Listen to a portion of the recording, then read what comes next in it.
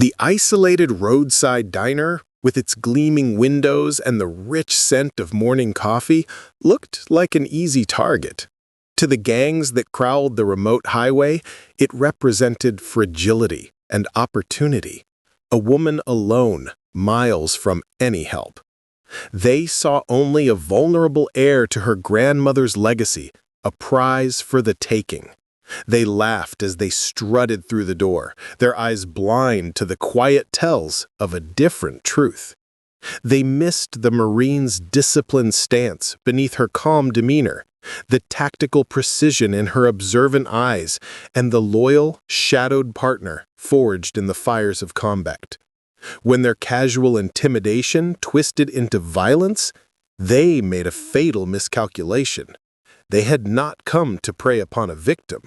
They had walked into the kill zone of a defender, and their mistake was about to be shattered by the weight of her deadly resolve. The morning sun poured through the wide, freshly cleaned windows of Brooks Diner, casting long, warm shadows across the classic red and white checkered floor.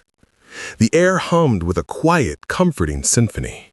The gentle percolation of the coffee maker, the soft sigh of the pre-dawn breeze outside, and the steady, rhythmic breathing of Dino, the massive Rottweiler dozing loyally behind the counter. For Maya Brooks, these morning rituals were a sacred inheritance. Her hands moved with practiced automatic grace over the laminate countertop, the scent of lemon cleaner mixing with the rich, earthy aroma of brewing coffee. It was the same dance she had watched her grandmother perform 1,000 times, a grounding ritual that connected her to the past and centered her for the day ahead. Dino's ears twitched, tracking her every move even in his sleep. Their bond, forged not in a pet store, but in the dust and tension of a combat zone, ran deeper than simple companionship. He was her battle buddy, her silent guardian. Her gaze softened as her fingers brushed against a small, familiar nick at the far end of the counter. Her grandmother's wedding ring had caught the laminate decades ago, leaving a permanent scar. The older woman had been mortified at marring her pristine counter, but to Maya, that tiny imperfection was a treasured relic, one of the countless details that transformed this place from a business into a home. "What do you think, boy? Gonna be a quiet one?" Dino's tail thumped once against the floor in response, a language they shared that went beyond words. Maya smiled, remembering how her grandmother initially balked at the idea of such a powerful dog in her diner, only to be completely won over by his gentle, watchful nature. The coffee maker gurgled its final drops. Maya poured herself a cup into her grandmother's favorite ceramic mug, the one with the faded "World's Best Grandma" inscription. The first sip was perfect, hot, strong, and familiar. It was a taste of home, of memory, of stability. The comforting silence was shattered by the aggressive rumble of an engine, followed by the harsh crunch of tires on gravel. It was a sound that didn't belong. A moment later, the cheerful bell above the door jangled sharply, discordant and invasive.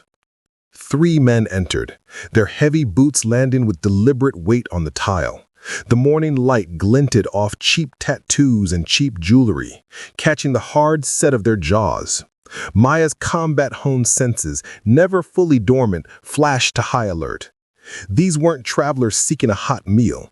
Their stance was too wide, their movements too calculated as they spread out in an unconscious tactical formation. The lead man's eyes, cold and assessing, swept the empty diner before settling on her. His lips curled into a sneer masquerading as a smile. The second, a mountain of a man with scarred knuckles, moved to flank the counter, and the third, younger and twitchy, let the door slam shut, blocking the exit. Dino, invisible behind the counter, had gone perfectly still. Maya felt the shift in his energy, a coiled spring of potential violence. Her own pulse remained steady, her breathing controlled.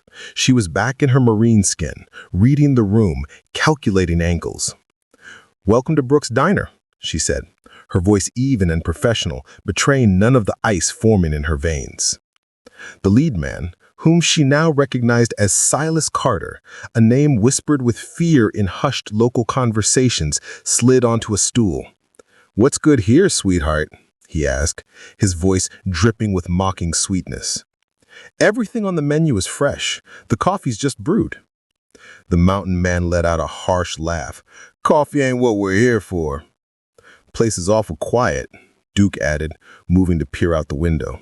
"No one around to interrupt anything." Silas's smile widened, showing too many teeth. "That's real convenient, isn't it? Just you out here, all alone."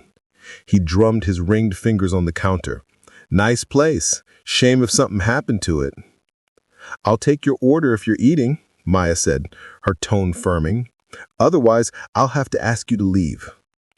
Ray pushed off the wall, his massive frame casting a long shadow. "That ain't very hospitable. Your grandma taught you better manners, didn't she?" The mention of her grandmother was a calculated blow, but Maya didn't flinch. They had done their homework. This wasn't random. "Look at her, playing tough," Duke snickered. Then Silas's patience vanished. He lunged across the counter, trying to grab her wrist. Maya pulled back smoothly, years of training making the evasion look natural. "Don't touch me." "Or what?" Silas's face hardened, the mask of civility gone. "You'll call the cops? Takes them 30 minutes to get here, if they bother coming at all." "Last chance," Maya said, her voice dangerously calm. "Leave now." Silas's fist slammed down on the counter with explosive force, rattling the napkin holders. "You don't give orders here anymore, girl." Ray circled the counter, his confidence born of overwhelming physical power. "Time to take this outside, teach you how things really work." Rough hands grabbed her arms, Ray from one side, Silas from the other. Their grips were bruising, confident. They dragged her, struggling for show, toward the door.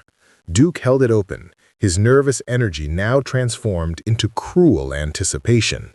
"Shoulda just played nice," Ray sneered in her ear. The morning sun felt harsh and exposing as they forced her into the gravel lot.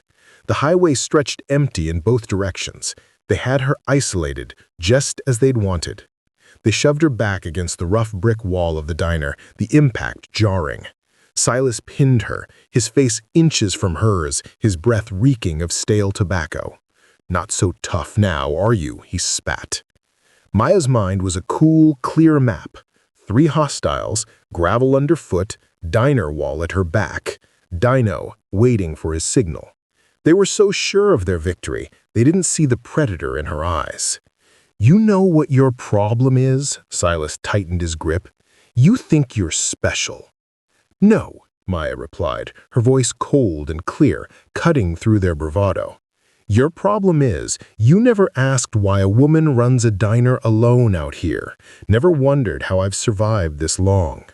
Silas raised his hand to strike. "Maybe a few teeth less'll teach you to—" Maya's whistle pierced the air, sharp, commanding, and precise. The diner's door burst open with a splintering crack. Dino emerged not as a dog, but as a force of nature. 100 pounds of muscle and disciplined fury, he moved with a focused, terrifying intent. Duke's scream was cut short as Dino's jaws closed on his forearm with a sickening crunch. Ray released Maya, stumbling back in terror. As Silas tried to use her as a shield, Maya drove her elbow into his solar plexus with surgical precision. He doubled over, gasping for air. The scene dissolved into chaos. Duke was on the ground, bleeding and whimpering. Ray had his hands raised, his confidence shattered by the sight of the Rottweiler's blood-stained muzzle and unwavering advance. "Call it off," Duke begged. "Please!" "Last chance," Maya's voice rang out, steady and commanding. "Leave, now!" They scrambled backward, a broken and terrified trio, piling into their car and peeling out onto the highway in a spray of gravel, leaving only blood droplets and the echo of their failure. Back inside, the trembling started, not from fear, but from the surge of fading adrenaline. She checked Dino, her hands running over his fur, finding no injuries. "Good boy," she whispered, her voice thick with emotion. "You did exactly what you were supposed to do." But as she locked the door and looked around the diner, she knew this wasn't over. Men like that, humiliated and exposed, always came back, and they would bring worse than fists and intimidation next time. Over the following days, the diner transformed. Maya, drawing on her military training, turned her grandmother's legacy into a fortress. Plywood covered the windows, heavy-duty deadbolts secured the doors, and a network of motion sensors and hidden cameras created a web of surveillance. She was no longer just a diner owner. She was a garrison of one, defending her territory. Her regulars noticed. They came with quiet words of support, with offers of help, with cash left discreetly under plates. They reminded her that the diner was more than her fight. It was a community touchstone. The final confrontation came not with a quiet intrusion, but with a firebomb. Flaming bottles shattered through the windows, and within minutes, the diner was an inferno. Maya and Dino escaped with their lives, but her grandmother's dream was reduced to a blackened, smoking shell. Standing in the parking lot, watching the flames, she felt a grief so profound it threatened to break her. But as the heat warmed her face, something hardened inside her. Steel, tempered in fire.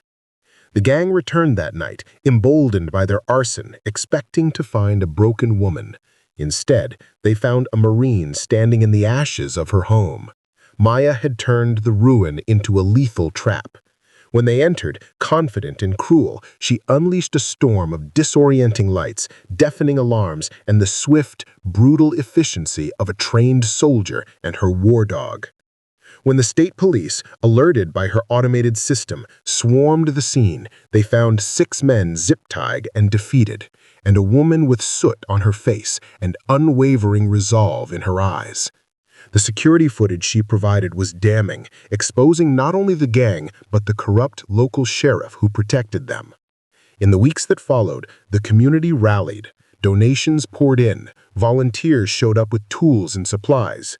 The diner rose from the ashes, not just restored, but reborn. Stronger, brighter, a testament to resilience. On reopening day, the parking lot was full.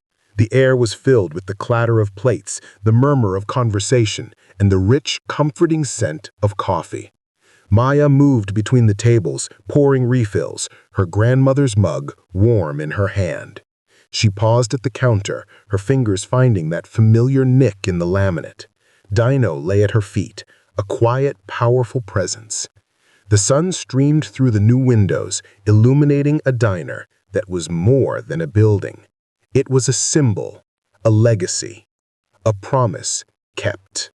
The war was over, and peace, earned through courage and an unbreakable will, had finally returned to Brooks Diner.